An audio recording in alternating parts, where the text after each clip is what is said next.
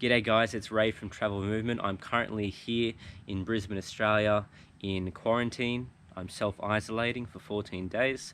The 2-week period is almost up, and I thought I'd talk to you guys about how I got here and basically my escape or my evacuation from Austria, where I was living and working at the time in the state of Tyrol.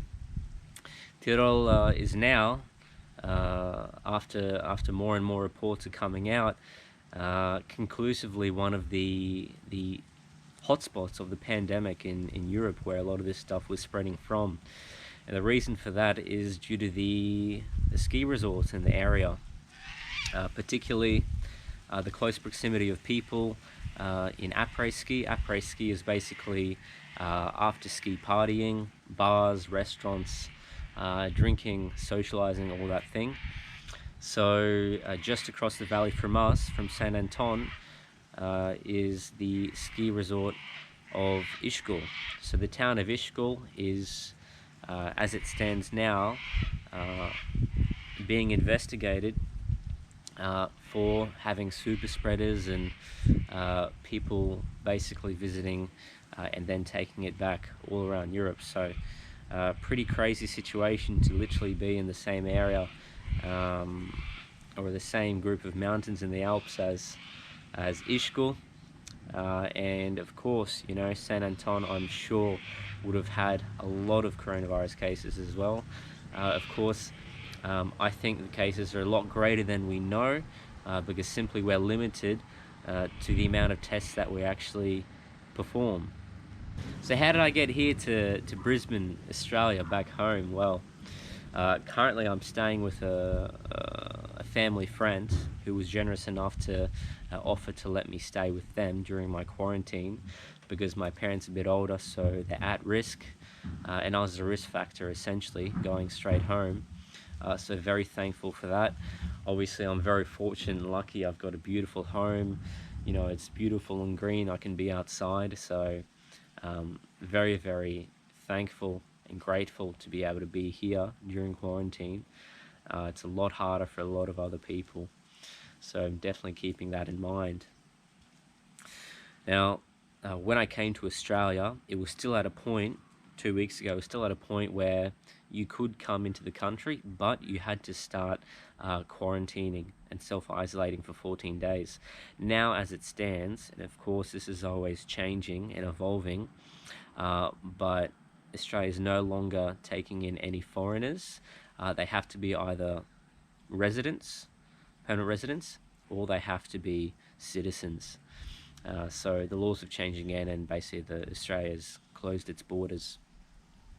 So I got lucky to get out when I did and how I did and for the price I did. But basically the story is like this.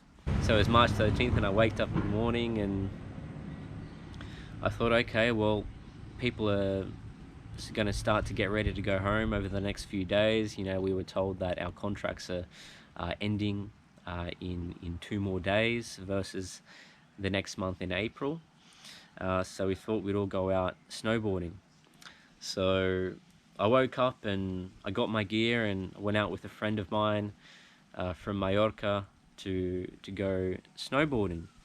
And as we're walking to the slopes, she said, "Ray, you've forgotten your gloves." And I said, "Oh, you're right, I did. Can you hold my board? I'm going to go run back, grab my gloves." And I walk back into the staff accommodation quarters for people working at these hotels that I was working at. And I'm in my room grabbing my gloves, ready to go out, and suddenly in burst one of the managers, and they've just lost their head completely, and they're just yelling and screaming that, like, they're evacuating the town, it's going to go into lockdown, quarantine, leave now, otherwise you're going to get stuck here. And I'm just thinking, okay, well, you know, that's certainly an announcement. And I just stand there for a second and just observe what's going on. And, you know, this guy's, you know, banging on all the doors, you know, waking people up or getting them out of their rooms and telling them that, look, You know, you got to go, otherwise you're going to be stuck here. Grab all your stuff, go. So at this stage, everybody was in a massive panic. Girls were crying in the hallway. It just quickly went from living normally to being a complete mess, a complete chaos. So I was like, okay, messaged my friend, told her about it, messaged my friends upstairs, let them know as well. There's a lot of different information coming from different people that just wasn't connecting, but I thought, okay, well, this is serious. Let's not go snowboarding, because some of our friends are already up at the slopes, so they're not going to be down till 2-3 more hours. It could be too late for them. So we try and message everybody, and basically got my board back, left it there with the boots outside my room, and just went inside and just started collecting it, the things that I could, leaving things that weren't important, leaving clothes. It looked like a bomb hit it. All these rooms, these hallways, people just trying to gather all their things.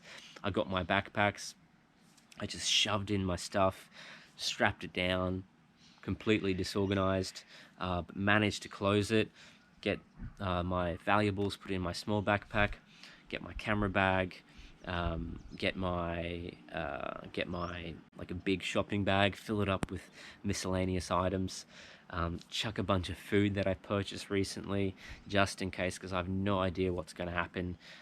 You know, this is like a warlike scenario, so I thought, okay, well, it's going to be good to have some food just in case, because I've no place to go after this, no clue, no idea where I'm going or what's going to happen. So I grab all these bags and I'm literally, you know, running out of my room down the hallway, um, probably looking like a complete mess. Had to leave my snowboard gear behind, everything like that. That was just too much to carry. And I run into the hotel and I just ask, okay, like, you know, what do I do now? And the bloke tells me, just get out, raus, go, schnell, take the first bus, get out here. So, and like I walk out of the front doors and we're right on the main road there in Saint Anton, and I see the bus, like this bus coming, and I'm like, well, like, what about this one? He's like, yes, go, go. So I like run with all my crap, and I get there, the bus doors open, and I'm like, I just jump on there. And then I find out that it's the ski bus. So it's just taking me around in a loop slowly. And then it takes me all the way back to St. Anton like 25 minutes later. And I'm like, oh God, that was not a good move. Anyway, I get out at the exact same bus stop that I got in 25 minutes ago with all my stuff. And I'm like, okay, where now? So then I go to the train station. And then as I'm walking there, I'm seeing all these people kind of walk out, just not looking particularly happy. And I'm like, oh, that's not a good sign. So then I go in there, and then it's just the polizei, it's the police, 4 police officers standing there at the entrance. And I say, you know, I'm trying to take a train to Innsbruck so I can get the first flight out of there back to Australia. They say, unfortunately, the last one left 10 minutes ago, so you were 10 minutes late. I said, okay, well, you know, nothing I can do now. What's the next step? And the police officer suggests to me, in 45 minutes, they're locking down the state of Tyrol. So what I suggest is you take this bus down there, literally just 5 minutes out of town, you're going to be past the border of Tyrol.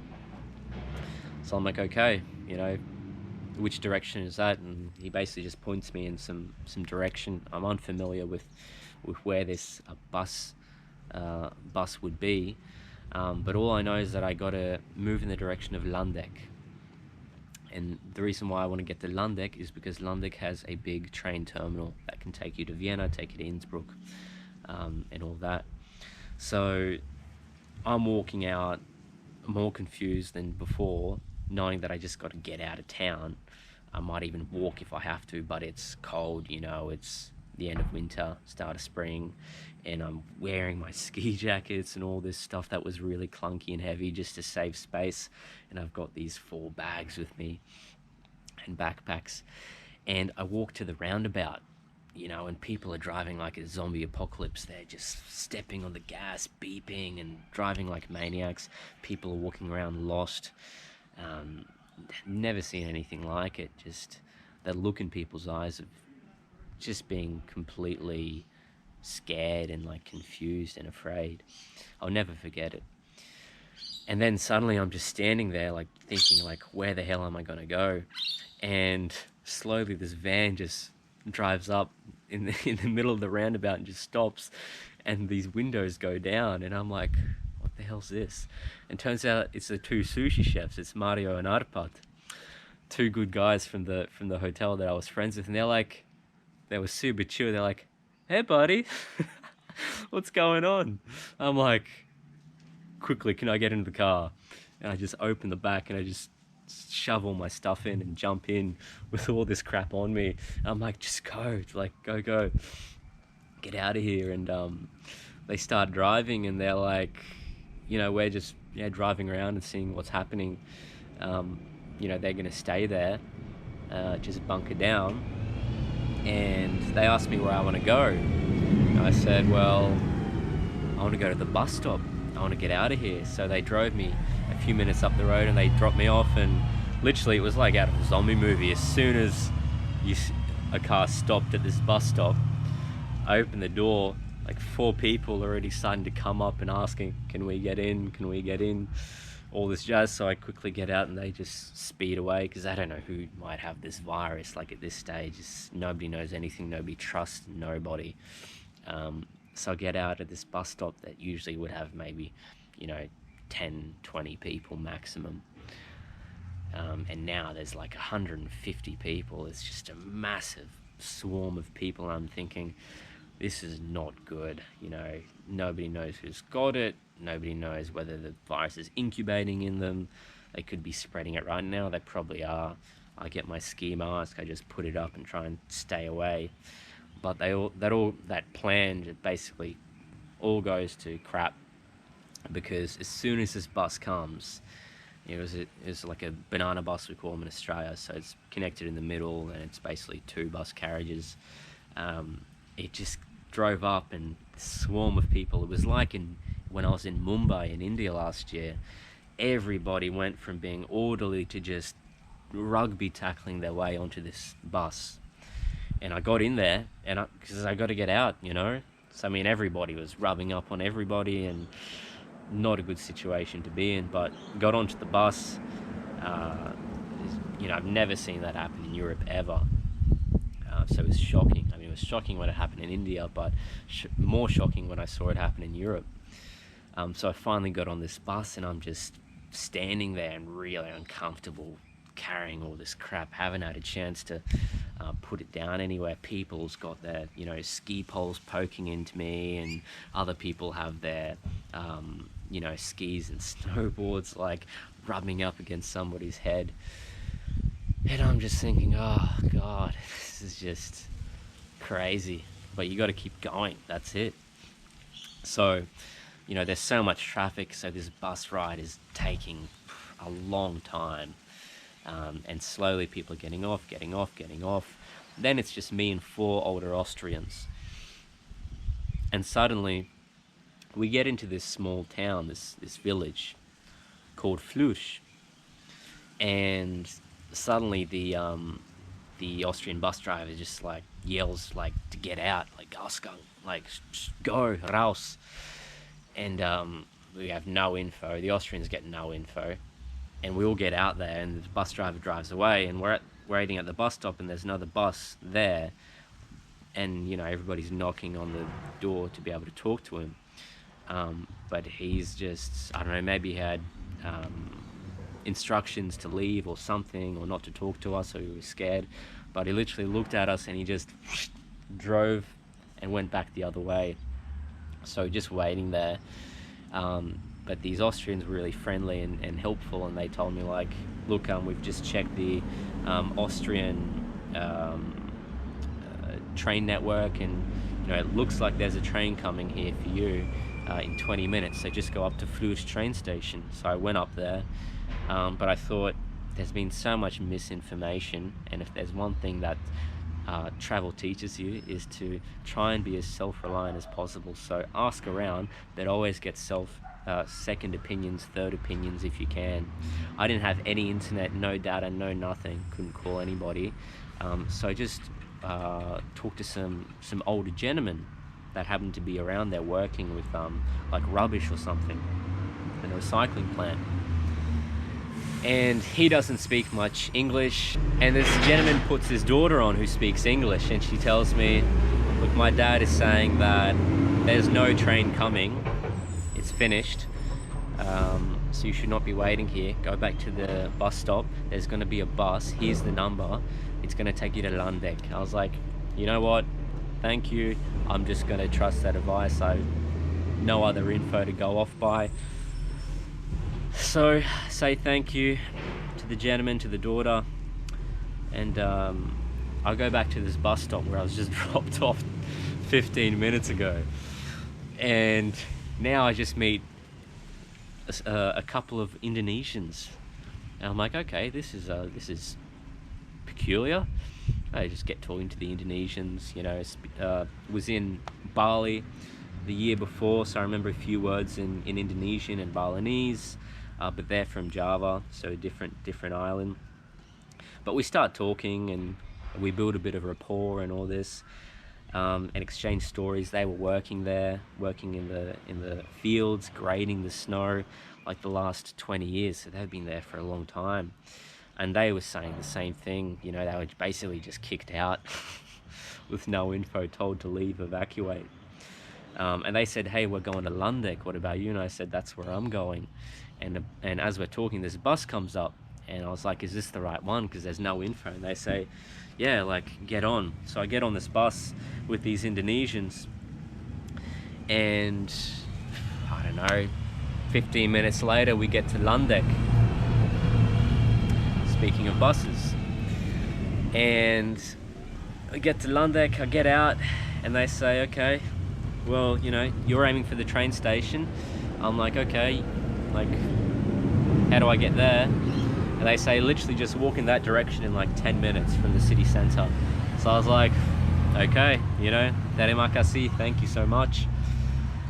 Just start walking with all my crap again, you know, having no idea what's going to happen. Are they going to have trains? What I'm going to do in Innsbruck? And it's all just developing minute by minute. And I just start walking, and literally within 30 seconds, I see my two friends from the bar, from the hotel, just loading up this small old Volkswagen that looks like it's barely running, but it is running. And they're just there, you know, just trying to fit things in, all the snowboard equipment. I'm like, holy shit, boys, do you have room for one more? You wouldn't believe where I've been trying to get here. You know, out of all the places that, you know, outside of Tyrol, they were right there, and I was incredibly lucky. So Dan and Valentin are their names, and yeah, so they see me, they're like, holy shit, Ray, you know, you're all right, you're alive, you know, how'd you get out here? And I'm like, I'm gonna tell you in the car, you know. So I throw my stuff in there, I squeeze into the back of this tiny little vehicle, and I'm like, where are we going? They're like, we're going to Vienna, you know, because Valentin's got a place there. And anyway, we end up doing this road, 6 hours worth of driving to Vienna that night. You know, yeah, just get in there late at night, go for a burger, for a beer. It's the first thing we've had to eat all day. We share some food together that we all packed just in case. And yeah, just exchange these stories of just craziness and chaos. But it's so lucky that I was able to see them, find them randomly. I mean, I was lucky a few times. One, to get the bus to get out. Two, to be able to find them in Landeck, and, you know, to be in Vienna. End up staying in Vienna for 2 nights, and then book a flight to Australia. One way was about, I think, just over 1,200 Australian, which is a bit more expensive than usual, but still cheap compared to what it is now. People are paying $4,000 or $5,000 just to fly out of Japan or Peru, where a lot of people are stuck. And then I got lucky again, because the Uber driver that picks me up, and at this stage, really keeping distance, I'm letting him know, look, I just came from Tyrol, an area where there are a lot of these cases, you know, keep my hands clean, you know, I'm using my shirt to open the door, all these sort of things, staying in the back. The gentleman's really appreciative. He's Persian, so he's from Iran. He's been in Austria for like 20 years. And we're talking, and he's telling me in broken English, and I'm speaking a bit of broken German. They're basically telling me that you're lucky because this is one of the last few Ubers that you can get in Austria. So they're also placing all the taxi and Uber transportation on hold in a few hours. So I was really lucky to get that one of the final Ubers out to the airport. Once I get there, I'm just like, that's a big relief. Now I just got to get home. So I get my flight, and yeah, everything just seemed really quick and simple. Getting through security was probably the quickest and easiest that I've ever experienced. Just moving people along. Get in there, fly to Bangkok. Got a layover in Bangkok for about 6 hours. Eat my first Asian soup in such a long time. I was just really craving it. Amazing. And then I fly to Taipei in Taiwan. And when I go to transfer, because I've only got about like, I think 50 minutes or something to transfer and get the next flight, there's like this sign, and it's blocked, and it's saying that for transfers, there's a detour over here. So first you need to get this like green sticker for your passport. So basically you're going to get checked for temperature, things like that, before you can transfer through Taipei. Just thinking, oh boy, this is not good. Like, I really hope I don't have any fever or anything, because I don't want to be stuck in Taipei now, you know. Luckily, it comes back as a normal temperature, so I get to go through. And then I fly from Taipei to Brisbane. So, end up in Brisbane, and yeah, take some ride sharing to, also an Uber, to my family friend's home, and that's where I am today. So where I've been the last 14 days. So a crazy story. A lot of, you know, us have our own chaotic stories of how it all happened, but it's definitely a story I'm never going to forget, one that I'll be telling grandkids in the future, I'm sure. But yeah, I've never experienced anything like that, and the way I see it, it just gives us like a little hint, a little taste of, you know, what life could be like in the future, and what life has been like in the past for people, you know, during previous pandemics, during the Spanish flu in 1918, and, you know, SARS, Ebola, the Black Plague. You can imagine what it would have been like, the horror. And also in wartime scenarios, you know. So yeah, this is all the kind of thing that's running through my head at the moment. And also just thankful for the fact that, you know, I'm here with good weather and, you know, enough food, you know, medical supplies if I'd need them. You know, and we've got all of these comforts like Netflix and video games and books and things like this. A lot of people don't have that. A lot of people don't have that on a normal day, you know. So yeah, I want us to be mindful of that as we're going through all of this. And yeah, and I thought I'd share my experience with how I was evacuated out of Austria and how this all happened, how I'm back in Australia. I wasn't planning for it to be this way, but that's how it is. I was planning to continue traveling, but we're going to see what happens. You know, every day is different. But, you know, the important thing is to, yeah, have something to look forward to. For me, it's basically to spend time with family, to continue traveling in the future, to go back to Europe, to go to South America in the future, to see my friends, and also to take advantage of the time we have now to do the things that we never had time to do. So yeah, I'll make another video about things that I'm doing or that people can do once they have all this spare time, just to share some suggestions and ideas and to get some feedback from you guys about what you're doing or what you might want to do in this time. But other than that, I hope you like the video and the story, and I would also love to hear your stories, whether they're grand or just not so elaborate. You know, you just went home and that was it, or you got called off from work or whatever. Let us know how you went through this pandemic, how you got into isolation, or maybe you're not isolated. What you're up to now, you're working from home, you're still an essential worker. And yeah, we'll continue these videos coming through and share this information in our community. So cheers and stay safe, and I'll see you guys in the next video.